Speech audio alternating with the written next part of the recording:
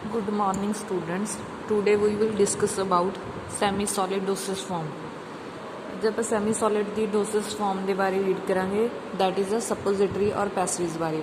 suppository ਦੀ ਜੋ ਹੈ ਉਹ ਵੀ semi solid dosage form ਦੀ ਇੱਕ ਮੇਨ ਟਾਈਪ ਹੈ, ਠੀਕ ਹੈ। ਤੇ ਅੱਜ ਆਪਾਂ ਇਹਦੇ ਬਾਰੇ ਡਿਟੇਲ ਸਟੱਡੀ ਕਰਾਂਗੇ।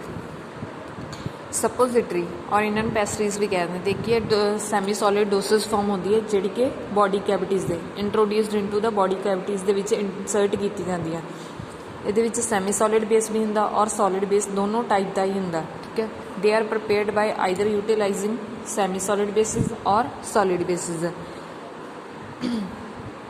preparation prepared by employing semi solid bases are turned to solid form। ਕੀ ਹੁੰਦਾ ਕਿ ਜਦੋਂ ਇਹਨਾਂ ਨੂੰ ਪ੍ਰਪੇਅਰ ਕੀਤਾ ਜਾਂਦਾ, ਜਿਹੜਾ ਸੈਮੀ ਸੋਲਿਡ ਬੇਸ ਆ ਉਹਨੂੰ ਚੇਂਜ ਕਰ ਦਿੱਤਾ ਜਾਂਦਾ, ਕਨਵਰਟ ਕਰ ਦਿੱਤਾ ਜਾਂਦਾ ਸੋਲਿਡ ਬੇਸ ਦੇ ਵਿੱਚ, ਸੋਲਿਡ ਫਾਰਮ ਦੇ ਵਿੱਚ ਬਾਈ ਟ੍ਰੀਟਿੰਗ ਡੈਮ। ਕਿੱਦਾਂ ਟ੍ਰੀਟ ਕਰਨਾ? ਅੰਡਰ ਲੋ ਟੈਂਪਰੇਚਰ। ਲੋ ਟੈਂਪਰੇਚਰ ਦੇ ਅੰਡਰ ਜਦੋਂ ਇਹਨਾਂ ਨੂੰ ਰਿਐਕਟ ਕਰਵਾਵਾਂਗੇ, ਇਹਨਾਂ ਦੀ ਪ੍ਰੈਪਰੇਸ਼ਨ ਕਰਵਾਵਾਂਗੇ ਤਾਂ ਜਿਹੜਾ ਸੈਮੀ ਸੋਲਿਡ ਬੇਸ ਆ ਉਹ ਸੋਲਿਡ ਬੇਸ ਦੇ ਵਿੱਚ ਕਨਵਰਟ ਹੋ ਜਾਏਗਾ। then defined as the solid mass also prepared with semi solid base। ਇੱਦਾਂ ਕਹਿ ਸਕਦੇ ਹਾਂ ਕਿ ਜਿਹੜਾ solid mass ਆ ਉਹ semi solid preparation ਤੋਂ ਹੀ ਤਿਆਰ ਕੀਤਾ ਗਿਆ। then introduction ਆ ਗਈ। semi suppositories and pastries are defined as solid bodies of various weight and shapes intended for introduction into the body cavities except mouth cavities। ये suppository और pastries ਕੀ ਹੁੰਦੀਆਂ? solid bodies ਹੁੰਦੀਆਂ ਜਿਹੜੀਆਂ ਅਲੱਗ-ਅਲੱਗ weight ਦੀਆਂ ਔਰ shape ਦੀਆਂ ਹੁੰਦੀਆਂ ਵਾ, ਜਿਨ੍ਹਾਂ ਨੂੰ ਆਪਾਂ ਬੋਡੀ ਕੈਵਿਟੀਜ਼ ਦੇ ਵਿੱਚ ਇਨਸਰਟ ਕਰਨਾ, ਬਟ ਮਾਊਥ ਕੈਵਿਟੀਜ਼ ਨੂੰ ਛੱਡ ਕੇ, ਮਾਊਥ ਕੈਵਿਟੀ ਨੂੰ ਛੱਡ ਕੇ, ਐਕਸੈਪਟ ਦੈਨ ਮਾਊਥ ਕੈਵਿਟੀ ਨੂੰ ਛੱਡ ਕੇ ਆਪਾਂ ਬਾਕੀ ਬੋਡੀ ਕੈਵਿਟੀਜ਼ ਦੇ ਵਿੱਚ ਇਨਸਰਟ ਕਰ ਸਕਦੇ। ਕਿਹੜੀਆਂ body cavities? Rectal, ਵਜਾਈਨਲ and ਯੂਰੀਥਰਲ cavities, ਠੀਕ ਆ। ਇੱਥੇ ਜਾ ਕੇ ਕੀ ਕਰਨੀ ਹੈ? ਜਦੋਂ ਆਪਾਂ ਰੈਕਟਲ, ਵਜਾਈਨਲ ਐਂਡ ਯੂਰੀਥਰਲ ਕੈਵਿਟੀਜ਼ ਦੇ ਵਿੱਚ ਇਨਸਰਟ ਕਰਾਂਗੇ, ਇੱਥੇ ਕੀ ਕਰਨਗੇ? ਇਹ ਡਿਜ਼ੋਲਵ ਹੋ ਜਾਣਗੀਆਂ ਜਾਂ ਤਾਂ ਮੈਲਟ ਹੋ ਜਾਣਗੀਆਂ। ਦੈਨ ਰਿਲੀਜ਼ ਕਰਨਗੇ ਆਪਣੀ ਮੈਡੀਕੇਸ਼ਨ ਨੂੰ ਇਹਦੀ ਸ਼ੇਪ ਦੇ ਵਿੱਚ, ਜੋ ਇਹਦੀ ਪ੍ਰੈਪਰੇਸ਼ਨ ਦੇ ਵਿੱਚ ਇਹਦੀ ਮੈਡੀਕਾਮੈਂਟ ਐਡ ਕੀਤੀ ਗਈ, ਉੱਥੇ ਜਾ ਕੇ ਕੀ ਆਪਣੀ ਮੈਡੀਕਾਮੈਂਟ ਨੂੰ ਰਿਲੀਜ਼ ਕਰਵਾ ਕੇ ਆਪਣਾ ਜਿਹੜਾ ਇਫੈਕਟ ਆ ਉਹ ਸ਼ੋਅ ਕਰਵਾਉਣਗੀਆਂ, ਇਫੈਕਟ ਦੇਣਗੀਆਂ। ਇਫੈਕਟ ਕਿਹੜੇ ਕਿਹੜੇ ਹੋ ਸਕਦੇ? ਪ੍ਰਮੋਸ਼ਨ ਆਫ ਲੈਗਜ਼ੇਸ਼ਨ, ਜਿੱਦਾਂ ਗਲਿਸਰੀਨ ਸਪੋਜ਼ਿਟਰੀ ਹੋ ਗਈ। ਦ ਸੂਦਿੰਗ ਆਫ ਇਨਫਲੇਮਡ ਟਿਸ਼ੂ, ਠੀਕ ਹੈ। ਮੈਡੀਕੇਟਡ ਸਪੋਜ਼ਿਟਰੀ ਹੋ ਗਈ। And promotion of systemic effect aspirin suppositories. Then ਆ ਗਈਆਂ ਮੈਰਿਟਸ ਔਰ ਡੀਮੈਰਿਟਸ, ਲਾਈਕ ਐਡਵਾਂਟੇਜ ਔਰ ਡਿਸਐਡਵਾਂਟੇਜ। ਕੀ ਆ ਐਡਵਾਂਟੇਜ? ਕੀ ਆ? ਇਹਨਾਂ ਨੂੰ ਲੋਕਲ ਕੰਡੀਸ਼ਨ ਦੇ ਉੱਤੇ ਆਪਾਂ ਟਰੀਟ ਕਰ ਸਕਦੇ ਹਾਂ, like infection of ਵਜਾਈਨਾ and ਹੈਮੋਰਾਇਡਸ in rectum. ਇਹਨਾਂ ਦੇ ਲੋਕਲ ਕੰਡੀਸ਼ਨ ਦੇ ਉੱਤੇ ਅਪਲਾਈ ਕਰਕੇ ਇਹਨਾਂ ਨੂੰ ਆਪਾਂ ਟਰੀਟ ਕਰ ਸਕਦੇ ਹਾਂ। ਸੈਕੰਡਲੀ ਕੀ ਹੈ? ਇਹ ਜਲਦੀ ਈਜ਼ਲੀ ਅਬਜ਼ੌਰਬ ਹੋ ਜਾਂਦੀਆਂ ਮਿਊਕਸ ਮੈਂਬਰੇਨ ਦੇ ਉੱਤੇ ਅਤੇ ਆਪਣਾ ਸਿਸਟੈਮਿਕ ਅਬਜ਼ੌਰਪਸ਼ਨ ਸ਼ੋ ਕਰਵਾਉਂਦੀਆਂ rather than oral administration. Third ਆ ਗਿਆ ਪ੍ਰੋਲੋਂਗਡ ਐਕਸ਼ਨ ਦੇ ਰਹੀਆਂ ਹੁੰਦਾ ਇਹਨਾਂ ਡਰੱਗਸ ਦਾ। ਫੋਰਥ, ਇਹਨਾਂ ਦਾ ਜੋ ਗੈਸਟ੍ਰਿਕ ਪੀਐਚ ਆ ਡਰੱਗਸ ਦਾ, ਇਹ ਸੇਵ ਕਰਕੇ ਰੱਖਦੀ ਹੈ, ਡੀਗ੍ਰੇਡੇਟਿਵ ਹੁੰਦਾ। ਨੈਕਸਟ ਸਿਕਸਥ ਆ ਗਿਆ ਯੂਨਿਟ ਡੋਸੇਜ ਫਾਰਮ ਹੁੰਦੀ ਹੈ, ਮੀਨਸ ਇਹਨਾਂ ਦੀ ਕੋਈ ਡੋਜ਼ ਵੇਰੀਏਸ਼ਨ ਨਹੀਂ ਹੋ ਸਕਦੀ, ਇੱਕ ਪਰਟੀਕੂਲਰ ਸ਼ੇਪ ਦੇ ਵਿੱਚ ਹੀ ਇਹਨਾਂ ਦੀ ਜੋ ਪਰਟੀਕੂਲਰ ਡੋਜ਼ ਆ ਉਹ ਐਗਜ਼ੈਕਟ ਇਨਸਰਟ ਕੀਤੀ ਜਾਂਦੀ ਹੈ। ਦੈਨ ਆ ਗਿਆ ਡੀਮੈਰਿਟਸ। ਡੀਮੈਰਿਟਸ ਕੀ ਆ? Required to be stored at frozen condition. Frozen condition ਦੇ ਉੱਤੇ ਹੀ ਇਹਦੀ ਮੇਨ ਰਿਕੁਆਇਰਮੈਂਟ ਇਹੀ ਹੈ ਕਿ ਜੋ ਇਹਨਾਂ ਦੀ ਕੰਡੀਸ਼ਨ ਫਰੀਜ਼ਡ ਕੰਡੀਸ਼ਨ ਤੇ ਉੱਤੇ ਹੀ ਇਹਨਾਂ ਨੂੰ ਸਟੋਰ ਕਰਕੇ ਰੱਖਣਾ ਰੈਦਰ ਦੈਨ, ਅਤੇ ਉਹਨਾਂ ਦੀ ਸੈਲਫ ਲਾਈਫ ਹੀ ਉਨੀ ਰਹੂਗੀ। ਬਟ ਜਦੋਂ ਇਹਨਾਂ ਨੂੰ ਇਹ ਕੰਡੀਸ਼ਨਸ ਨਹੀਂ ਬਣਨੀਆਂ ਤਾਂ ਇਹਨਾਂ ਦੀ ਜਿਹੜੀ ਸ਼ੇਪ ਆ ਉਹ ਚੇਂਜ ਹੋ ਗਈ, ਡਿਸਟੋਰਟ ਹੋ ਜਾਣੀ, ਡੀਗ੍ਰੇਡ ਹੋ ਜਾਣਗੀਆਂ, ਠੀਕ ਆ। ਦੂਸਰਾ ਕੀ, ਕਈ ਵਾਰ ਕਹਿੰਦੇ ਇਹਨਾਂ ਨੂੰ ਜਦੋਂ ਕੈਵਿਟੀਜ਼ ਦੇ ਵਿੱਚ ਇਨਸਰਟ ਕਰਦੇ ਆ ਤਾਂ ਇਹਨਾਂ ਦੀ ਕੀ ਮਟੀਰੀਅਲ ਦੀ ਲੀਕੇਜ ਹੋਣੀ ਸਟਾਰਟ ਹੋ ਜਾਂਦੀ ਹੈ। ਮਤਲਬ ਕਈ ਵਾਰ ਕੀ ਹੁੰਦਾ ਕਿ ਇਹਨਾਂ ਦਾ ਜੋ ਮਟੀਰੀਅਲ ਇਹਦੀ ਪਰਟੀਕੂਲਰ ਸ਼ੇਪ 'ਚ ਇਹਨਾਂ ਨੂੰ ਇਨਸਰਟ ਕੀਤਾ ਗਿਆ ਤਾਂ ਇਹਨਾਂ ਦੇ ਮਟੀਰੀਅਲ ਦੀ ਲੀਕੇਜ ਹੋਣ ਦੀ ਥੋੜ੍ਹਾ ਮਤਲਬ ਇੱਕ ਤਰ੍ਹਾਂ ਦਾ ਕਹਿ ਲਓ ਪ੍ਰੋਬਲਮ ਹੁੰਦੀ ਹੈ, ਤਾਂ ਇਹ ਕੀ ਹੈ ਅਨਕੰਫਰਟੇਬਲ ਫਾਊਂਡ ਕਰਦੀਆਂ। ਨੈਕਸਟ ਆ ਗਿਆ ਟਾਈਪਸ ਆਫ ਸਪੋਜ਼ਿਟਰੀਜ਼।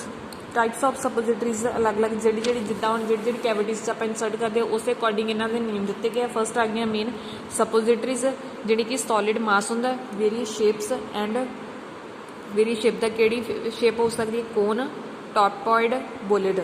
ਬੁਲੇਟ ਦੀ ਫਾਰਮ ਜਿੱਦਾਂ ਇਹ ਸ਼ੇਪ ਆ, ਇਹਨੇ ਡਿਫਰੈਂਟ ਸ਼ੇਪਸ ਦੇ ਵਿੱਚ ਕੀ ਹੈ ਇਹਨਾਂ ਨੂੰ ਪ੍ਰੀਪੇਅਰਡ ਕੀਤਾ ਜਾਂਦਾ ਅਤੇ ਮੇਨਲੀ ਕੀ ਆ ਵੇਟਸ ਇੰਟੈਂਡਡ ਫਾਰ ਇਨਸਰਸ਼ਨ ਇਨਟੂ ਰੈਕਟਮ। ਜਿਹੜੀਆਂ ਸਪੋਜ਼ਿਟਰੀ ਹੁੰਦੀਆਂ ਉਹ ਮੇਨ ਆਪਣੀ ਰੈਕਟਮ ਕੈਵਿਟੀਜ਼ ਦੇ ਵਿੱਚ ਹੀ ਇਨਸਰਟ ਕੀਤੀਆਂ ਜਾਂਦੀਆਂ ਅਤੇ ਇਹਨਾਂ ਦਾ ਵੇਟ 1 to 2 ਗ੍ਰਾਮ ਹੁੰਦਾ ਵਾ ਅਤੇ ਸ਼ੇਪ ਇਹਨਾਂ ਦੀ ਅਲੱਗ-ਅਲੱਗ ਕੋਨ ਸ਼ੇਪ ਜਾਂ ਬੁਲੇਟ ਸ਼ੇਪ ਹੁੰਦੀਆਂ।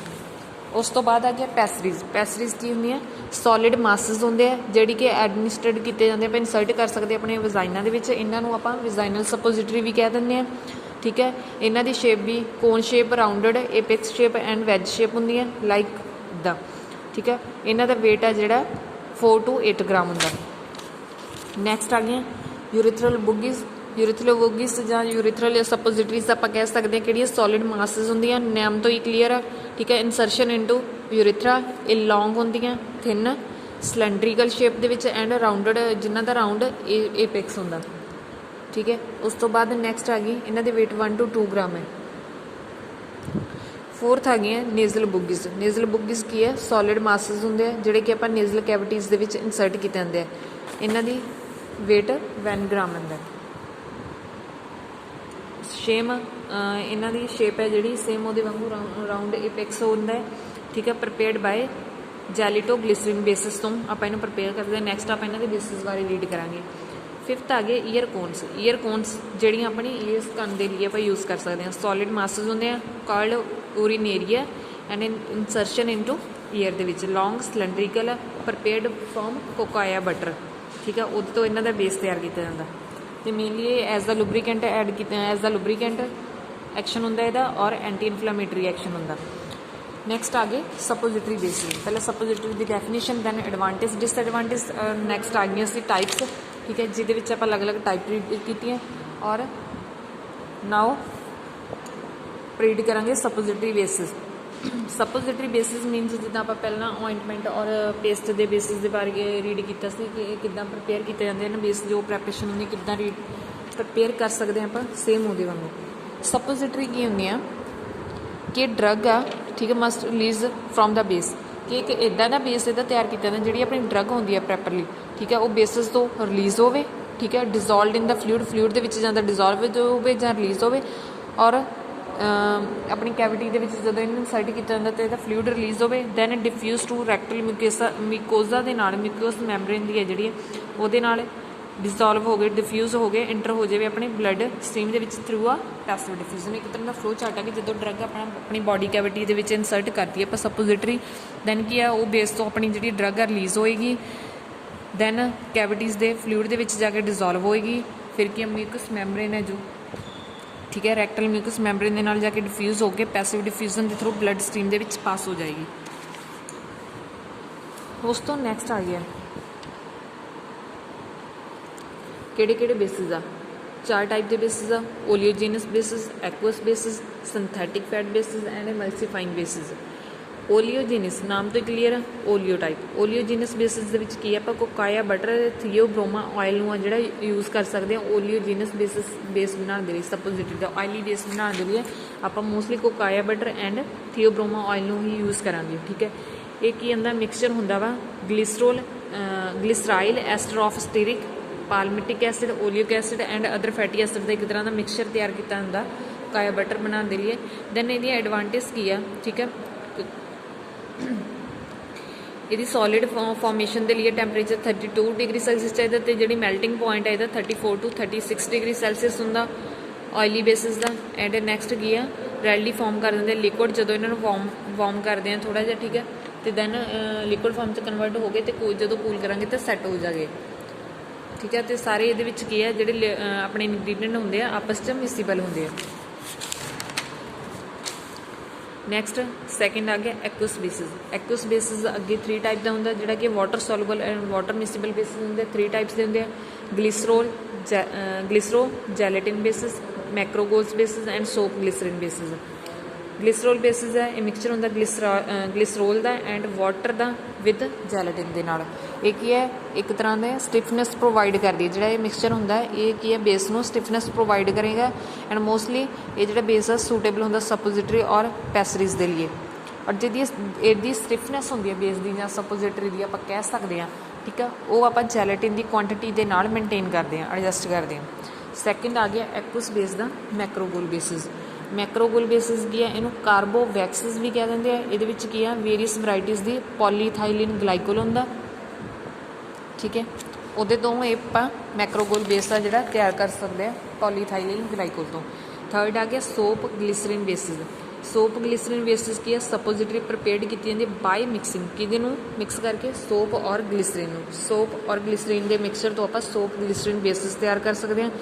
ये सोप की है मेनली मटीरियल नूं हार्ड करने लिए used as a hardening material और इन केस ऑफ जैलेटिन कि जो ग्लिसरो जैलेटिन बेस तैयार करते हैं उस टाइम के आप सोप ग्लिसरीन बेस नूं यूज़ करते सोप नूं यूज़ कर सकते हैं। ठीक है, ये बेस तैयार करने के लिए। नैक्सट पहला आप दसिया ओलीजिनस बेसिस सैकेंड आ गया एक्वस दी 3 सब टाइप की हूँ थर्ड आ गया सिंथैटिक फैट। सिंथैटिक फैट की है ये भी मोस्टली की है प्रिपेयर्ड किया जाता है एज अ सपोजिटरी बेस के लिए।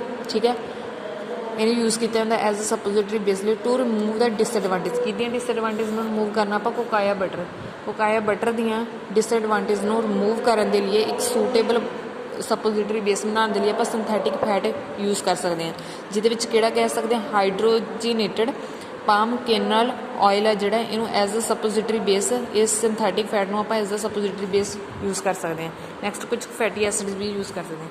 थर्ड आ गया फोर्थ आ गया इमल्सीफाइंग बेसिस इमल्शन की फॉर्म के।